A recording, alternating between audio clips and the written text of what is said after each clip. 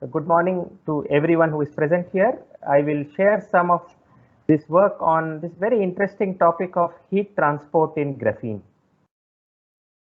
Before I do that, I'll just briefly mention that these are the three areas in which I work these days. One of them is electromechanics, another is thermal properties, which is the subject of the talk today, and the third one is confined water. Before I start, I would like to thank my research team, the PhD scholars and postdocs who are involved in this research. And also, I would like to thank my collaborators and funding agencies, in particular the students who were involved with the thermal transport projects, Akash and Gayatri, and the postdoctoral fellow Prakash. So this is the outline of the talk. I will talk about, in the first half, two interesting stories about heat transport. Considering that the audience is quite diverse, so all of you are interested in condensed matter, but looking at the diversity of the audience, I'll introduce this subject using two stories. And one of the stories is about the mystery of heat transport through the earth itself, which fascinated researchers in the late 19th and early 20th century. And then I'll come to the mystery of heat transport in graphene, which has really fascinated researchers over the last decade. I'll draw a parallel between these two stories. What mainly concerns us is the second one, and having introduced the physics and the unknown boundaries of our understanding about heat transport in graphene, in the second part, I will talk about how curvature, stacking faults affect the thermal transport, and also to what level one can tune the thermal conductivity in this system. It's extremely large tunability in thermal conductivity is possible. So any discussion about heat transport has to start with Fourier's law of heat conduction. You have one end of a material which is hot, another end which is cold. Then Fourier's law, which is a phenomenological or empirical equation, says that there will be a heat flux which will be proportional to the negative temperature gradient. Negative because heat has to go from the hot side to the cold side, and this proportionality constant is your thermal conductivity with the units of watts per meter Kelvin. In addition, you may also have materials which are forming a boundary, and in case they form a thermal boundary where two different materials are in contact with each other, you may have heat transport while there is a temperature difference across these surfaces. We associate that with a thermal boundary conductance or thermal with a contact conductance defined in an identical way, just like you have Fourier's law. Now I come to this very interesting story. In the late 1800s, this question was really fascinating. What is the age of the Earth? I'm not sure how well we know it today because I don't work in geology, but this question was pursued from the perspective of mathematical physics. The first person to attempt an answer to this question was Lord Kelvin, who used Fourier's law of heat conduction to find the age of the Earth. The idea was as follows. He went to Edinburgh, where very ancient rocks were there, and he measured the thermal conductivity, specific heat of all these rocks, which he brought to his lab. He wanted to know at what rate the Earth is cooling if it started in a molten state using this information. And what he was doing was adding fat to fire because it was a very controversial question at the time. There was one view taken by the church and another view taken by Darwinians or evolutionists, and the age of the Earth varied from few thousand years to a few billion years, and nobody knew because this was all speculation. And this was a person who said, I'll calculate it for the first time and give you the right number. Now, he was a deeply religious man. He wanted to show that the age of the Earth is only a few thousand years. This was his calculation. Assume this green curve to represent the Earth in the molten state. So this is a plot of the depth of the Earth with temperature. And when the Earth started, it was in molten state. So something like 4,000 degrees everywhere, all along the depth from the surface of the Earth to the interior. And this is your initial condition of your heat diffusion equation. Then you allow this to evolve with time. And you look for that condition which leads to the geothermal gradient near the surface of the earth, which miners were able to provide, that this is the temperature gradient near the surface of the earth. And this is how it should evolve. And these are the various possibilities shown. If earth was 10 million years, then this would be the geothermal gradient near the earth's surface. If it was 10 billion years, this would be. And surprisingly, he found that the earth was only 100 million years. So Kelvin was deeply embarrassed because his calculation was much older for the church, but much younger for the Darwinians. And he was really puzzled why this result came. Then came the red herring. So the red herring refers to some clue which was distracting and people spent decades around it. Marie Curie and Pierre Curie discovered radioactivity. And in due course, it was found that the earth produces 44 terawatts of energy. And this is probably the missing heat source why Kelvin's calculation was wrong. People struggled with it for a long time until someone showed that even if you account for this distraction, the Earth's age hardly changes. As you can see, these two curves are very close to each other. The real heat carrier was found to be convection rather than conduction. So even after 100 years, people were not sure, and then it was established that the Earth is actually in a molten state. And in this molten state, what carries the heat from interior to exterior is not thermal conduction, but thermal convection. Another important thing which was known, now we need not talk about complicated thing like Earth, but if you look at a typical solid, it is known even before Lord Kelvin's time that a good thermal conductor was a good electrical conductor. This was true for all these metals. This proportionality constant of thermal conductivity to electrical conductivity was given by the Lorentz number times the absolute temperature. This is known as the Wiedemann-Franz law and is true for all metals, which means in metals the same carrier transports heat and electrical current. All heat is not carried by electrons. So there are systems where the heat is carried by phonons. And there are conditions such as the 4 conditions listed out here, which give us the situation under which a thermal conductor would be a phonon dominated conductor. That is, the lattice vibrations are the main source of heat transport. And these systems are, for example, diamond and graphite. Before I continue, may I just check once more that screen is visible to people? Visible, sir, clear. Okay, thank you. The system that we are interested in is graphene, and it has this honeycomb structure. Its phonon dispersion relation is shown here, and the phonons are the dominant heat carriers. And it has one of the highest known thermal conductivities, a few thousand, 3,000 to 5,300 watt per meter Kelvin, and it has big applications in thermal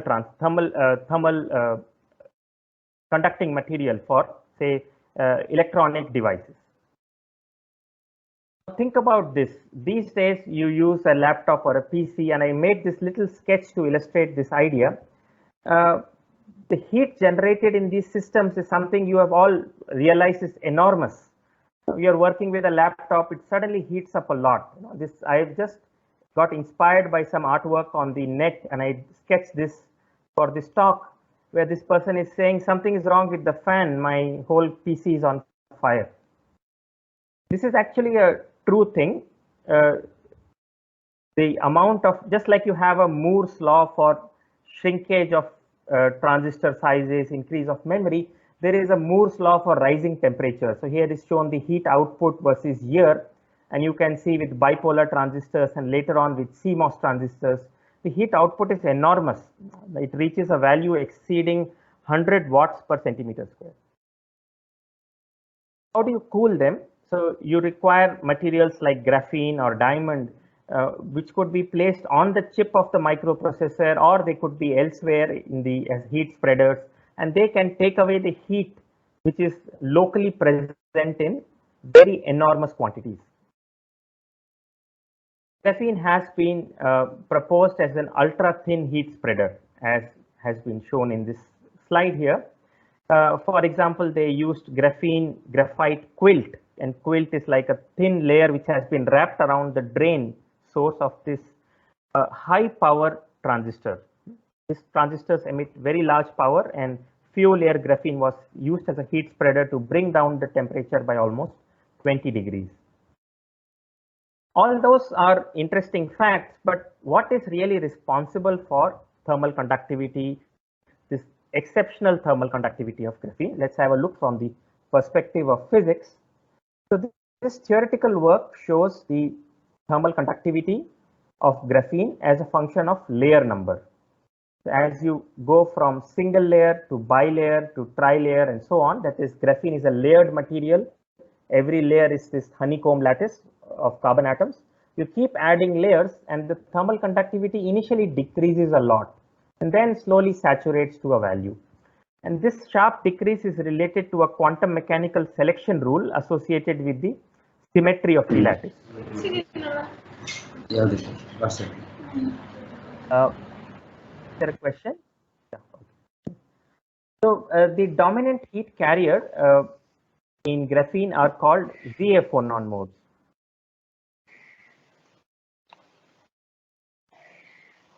Sorry, I'm getting some disturbance. Is there a question? No question, sir.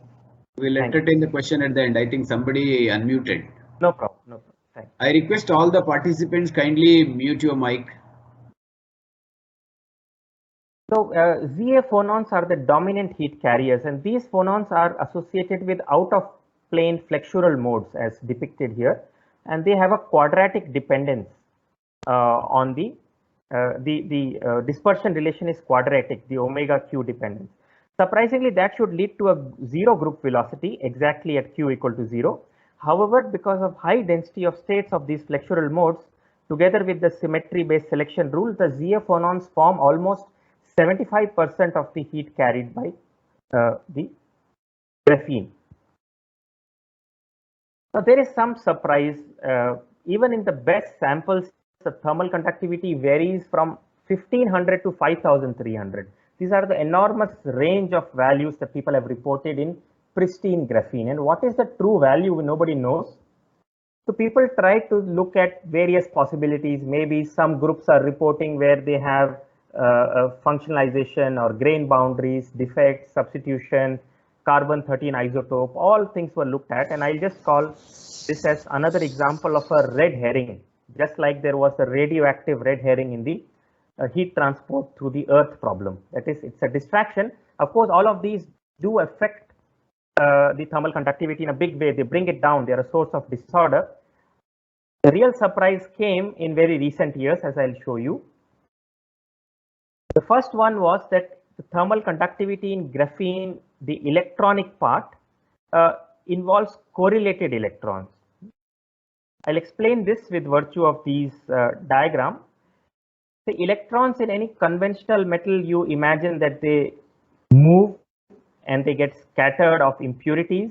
So they are represented with these balls which are getting bounced off these bumpers, which are like impurities. This is what we know about the conventional picture.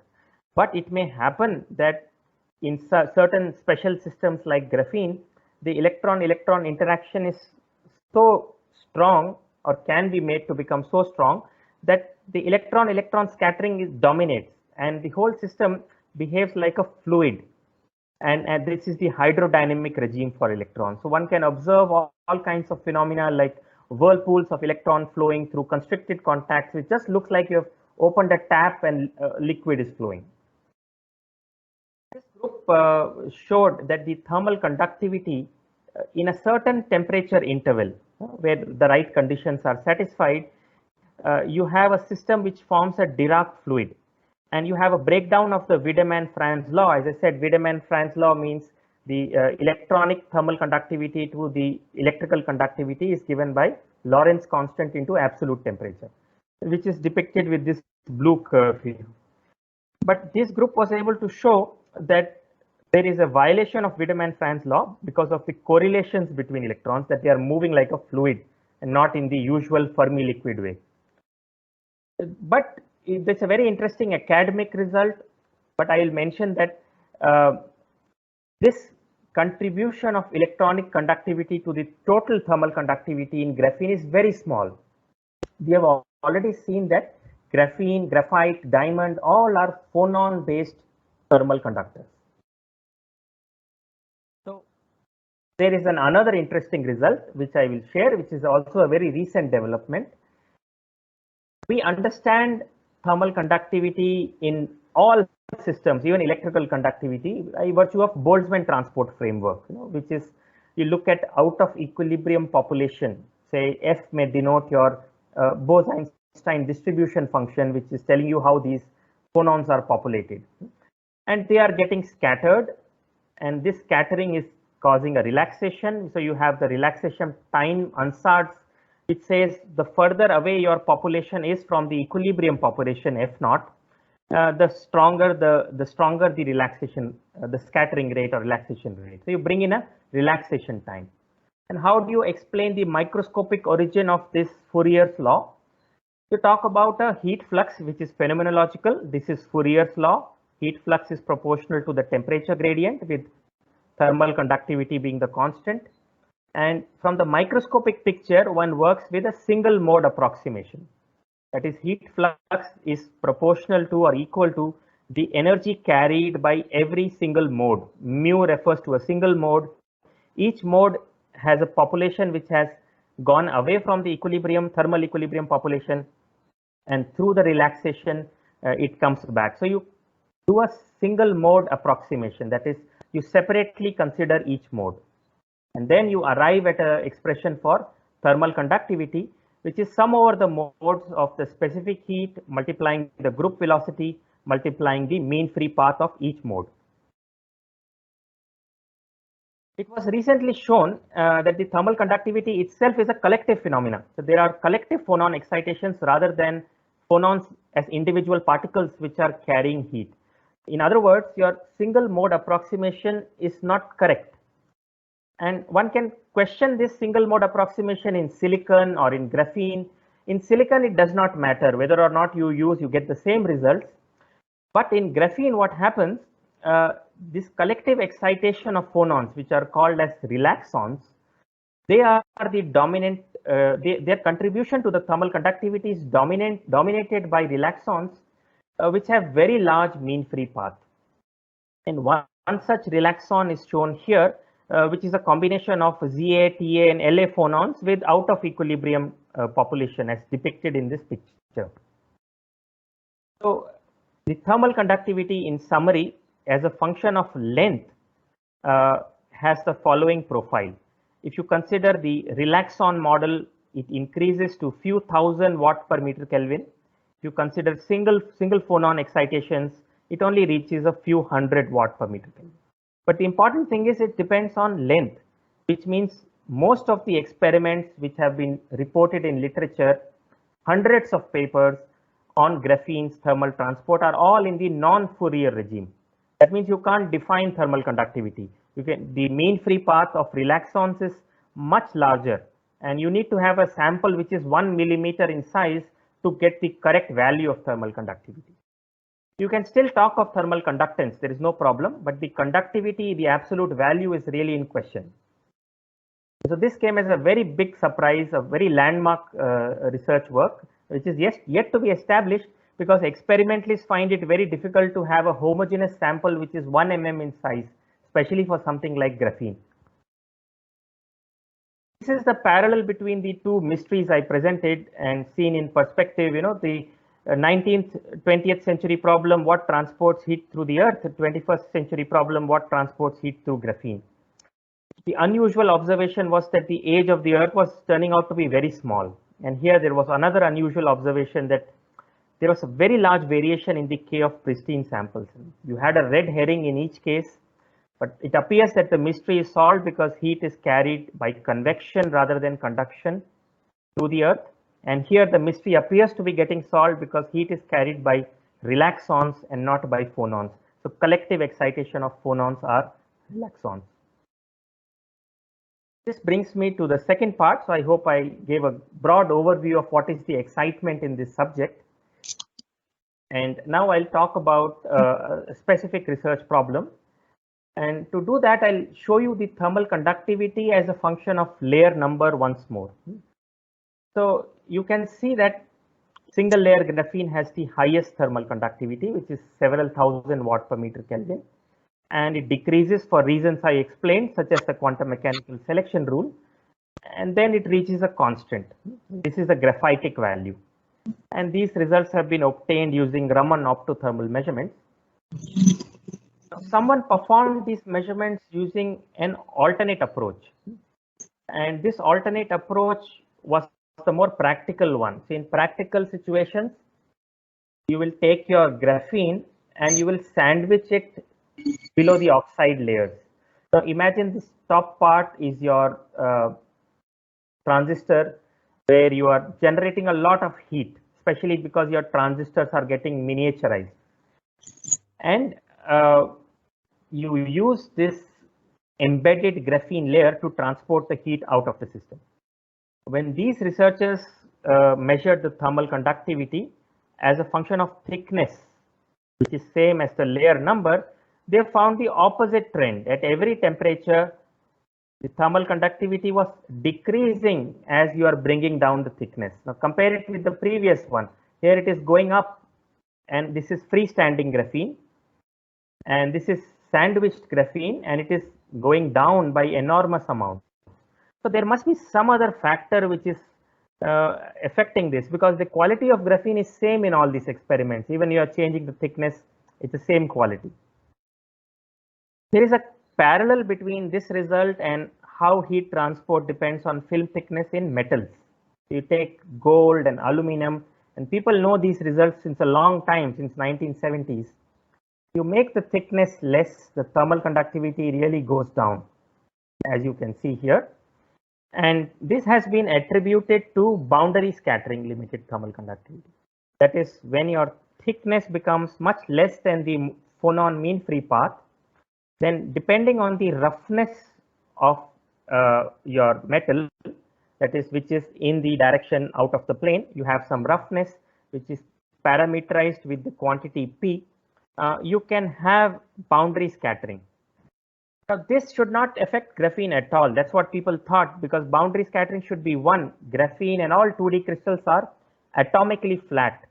So all this scattering happens from the lateral edges and from defects and other things. But the edges which are top and bottom cannot produce any effect on the of scattering of these phonons. This kind of thing only happens in metals.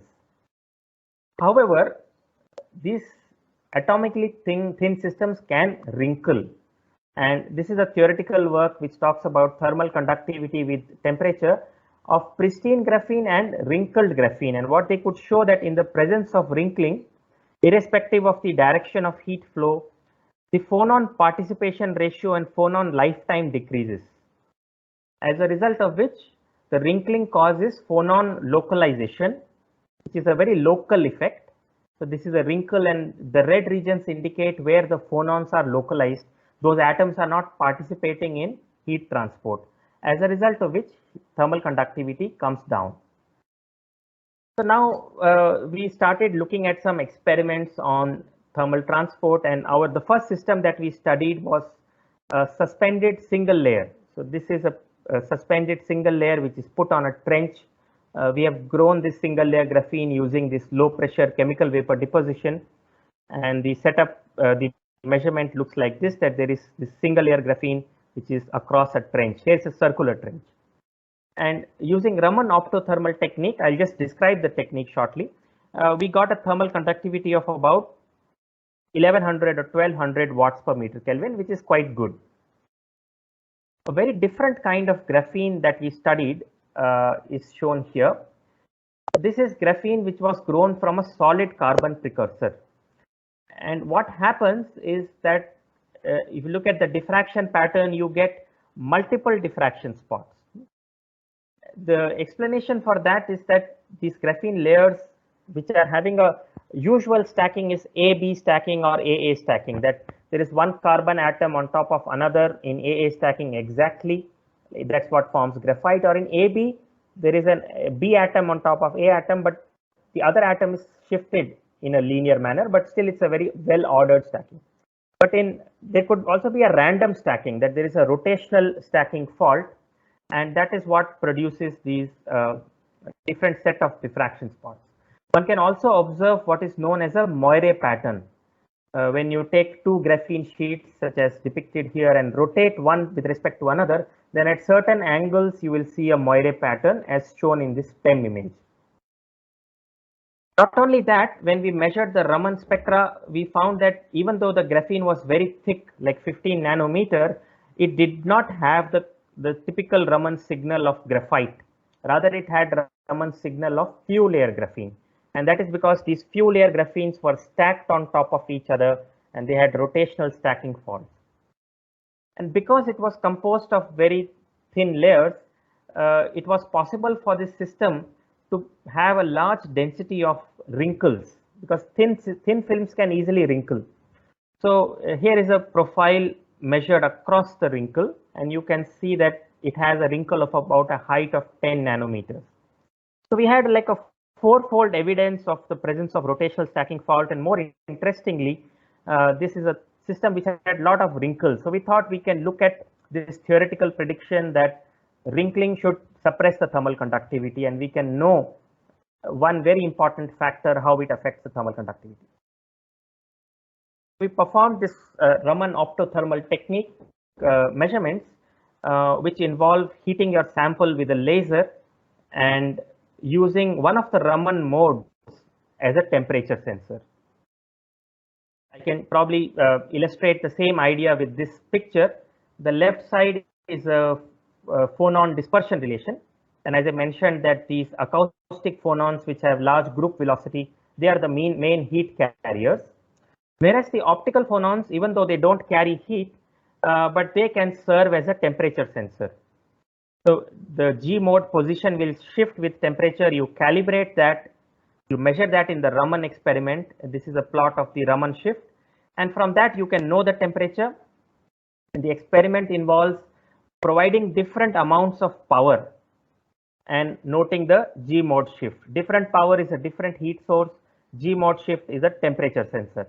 Combine that, and what we do here is we looked at different samples, including we looked at samples which were wrinkled. So in every case, we measured the Raman mode shift with temperature and the Raman mode shift with power at two different objectives in order to arrive at the thermal conductivity. To complete the problem, one has to look at the heat diffusion equation, so which is given here, which is essentially Fourier's law combined with energy conservation. So this is the radially outward heat transport with some heat lost to the substrate and your laser heat source, which is given here, subject to boundary conditions, and you also have heat transport through the substrate. And with a weighted average, one can get the temperature change. What one does is look for the temperature change in the thermal conductivity and interfacial conductance plot. Now, interfacial conductance represents how much heat is lost by the graphene film through the substrate. Thermal conductivity is the thermal conductivity of the graphene layer itself. So heat is being lost through both. Now we do not know how much heat is going through graphene, how much is going through the substrate. So you construct a theoretical simulation using finite element analysis, and every point in this plane corresponds to a certain temperature change. So if you take one K value, one G value, it will correspond to a certain temperature rise in the system for a given heat load. If you just take one measurement, you can't get it because there will be a curve in the Kg plane which will be consistent with that temperature rise. So what one has to do is measure with two different objectives, and then the intersection of say one curve with the other curve, that intersection will tell us where they two meet a unique value of K and G corresponding to the system that we have studied. These were the results. If you look at ABA usual stacking graphene, we got high thermal conductivity and a typical value of interface conductance. But once you had rotational stacking faults, then the thermal conductivity came down and the total interface conductance was slightly higher, which meant the bonding was better.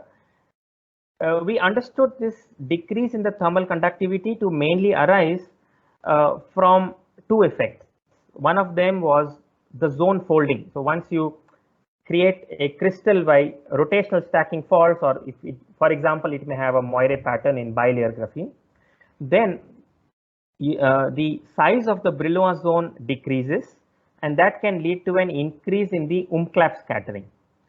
The other is that there are additional phonon branches created by this process because your unit cell is different, and that also leads to additional mechanisms of scattering. But what was more interesting is that when we measured on a wrinkle, the thermal conductivity actually went up. And I've shown to you that theory was predicting that thermal conductivity will come down, but we saw exactly the opposite result, that thermal conductivity was increasing on the graphene wrinkle. So this was the theory paper which was predicting the other thing. And when we tried to compare, the first thing was that our wrinkles were not as having that much curvature as predicted in this paper or as calculated in this paper. So the effect of any phonon localization is reduced. But the effect which was happening in our system was that these graphene layers which had rotational stacking faults, once you have a wrinkle, they tend to get lifted up, or they tend to get locally delaminated. And this local delamination was removing the stacking faults and locally increasing the thermal conductivity. Just conclude this talk with showing you another perspective about thermal transport. I'll just take a few more minutes and show you this very interesting other work we have done with graphene. This picture must be familiar to everyone. This is a picture of Neil Armstrong on the moon. One small step for man, one large leap for mankind. You may wonder what this has to do with thermal properties of graphene, because graphene is a very good thermal conductor, and what role is it playing in this picture? Actually, we are not looking at a thermal conductor, but we are looking at a thermal insulator. People who go to moon, or even your spacecraft which goes in outer space, needs to be protected from thermal gradients, and what you need is a thermal super insulator. And such a thermal super insulator could, for example, be inside this space suit. What could be a modern good thermal insulator? Well, it's also graphene. Now, how can graphene be? We just said it's very high thermal conductivity. It will do the opposite work. It won't insulate. It will just quickly dissipate the heat. Carbon is very special. It allows so much variation, or it can be produced in so many different forms, which can be linked up in different morphologies. If you nanostructure graphene oxide, it can form this ultralight 3D network. Here shown resting on a flower. It is ultralight. Its density is only 1,000th the density of conventional matter. So light. So this aerogel is a very good thermal insulator. And we studied this using transient heat diffusion using an electrothermal technique and found the thermal conductivity. The experiment involves heating a sample by Joule heating. The temperature rises, and you measure the temperature, the resistance as a function of time. So you get the temperature as a function of time for a given heat load, and you can extract parameters like thermal conductivity. And we found a thermal conductivity which is so low as 5 into 10 to the minus 3, extremely low. And the reasons for that is, one of them is that it is a very rarefied network, and the density is very less. On top of that, there are dead ends which don't transport heat, and even the path taken by phonons is very tortuous path, and it's not easy for heat to be transported through the system. In fact, a substantial part goes as radiative heat transport. So looking at the time, I'll just stop here with two messages for the audience. First of them is that we are just beginning to understand what carries heat in graphene. People said it was phonons, but very recently people are saying it's not phonons, but collective excitation of phonons. and experiments are yet to happen which will really establish that. So these are relaxons. The field is really vast, open, and it just reminds me of what happened 100 years back. People were endlessly debating what is carrying the heat through the earth until they found out that it is the convection it is carrying. So relaxons are like those convection. Maybe we have discovered it, but yet to be nicely established. The other message is that this is amazing. This one single material called graphene has both the highest and the lowest thermal conductivity of all known materials. The single material that shows the power of your engineering, how much you can change the thermal conductivity. And I have shown in we could achieve 5 into 10 to the minus 3 watt per meter Kelvin. But you could also go 6 orders in magnitude higher. For example, suspended single layer graphene, it can have 5 into 10 to the plus 3 watt per meter Kelvin. So it's enormous 6 orders in magnitude variation. And with these two conclusions, I'll just stop my talk here. I welcome any questions and thank you all for your attention.